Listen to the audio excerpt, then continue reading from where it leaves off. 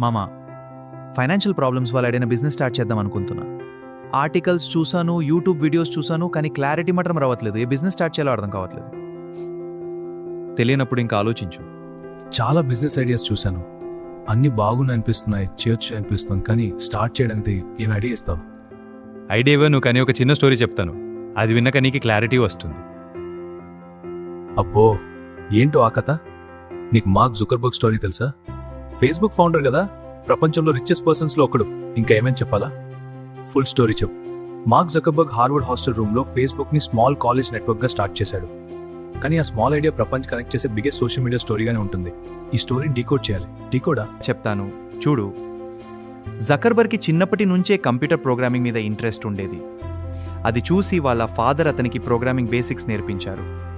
తర్వాత ఒక professional programmer అయిన డేవిడ్తో ఇంకా డీప్గా ప్రోగ్రామింగ్ నేర్చుకున్నాడు. అవునా? బిజినెస్ స్టార్ట్ చేయాలని కాదు, అర్థమైంది. అవును, స్కిల్స్ పెంచుకోవడానికి. తర్వాత కాలేజీలో సరదాగా ఫేస్ మ్యాష్ అనే వెబ్సైట్ క్రియేట్ చేశాడు.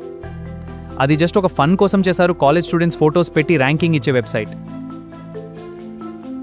అని కాలేజ్ వాళ్ళు జగ్గబర్గ్కి వార్నింగ్ ఇచ్చారు. అవునా? ఏంటది? వెబ్సైట్ని క్లోజ్ చేయించారు. అది ఎలా? అందరూ కలిసి ప్రొటెస్ట్ చేశారు. అప్పుడే జకర్బర్గ్కి ఒక మంచి ఐడియా వచ్చింది.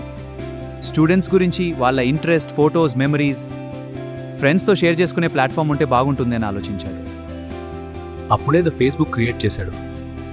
మొదట హార్వర్డ్ స్టూడెంట్స్ కోసమే. రెస్పాన్స్ చాలా బాగుండడంతో అది తర్వాత వరల్డ్ వైడ్ ప్లాట్ఫామ్ అయింది. అదే ఐడియాని ఒక పెద్ద బిజినెస్గా మార్చుకున్నాడు జుకర్బర్గ్. ఇక్కడ జుకర్బర్గ్ బిజినెస్ అని పరుగులు పెట్టలేదు. తనకి నచ్చిన స్కిల్ నేర్చుకున్నాడు. సరదాగా ప్రాజెక్ట్ స్టార్ట్ చేశాడు. పీపుల్కి యూజ్ అయ్యే సొల్యూషన్ క్రియేట్ చేశాడు.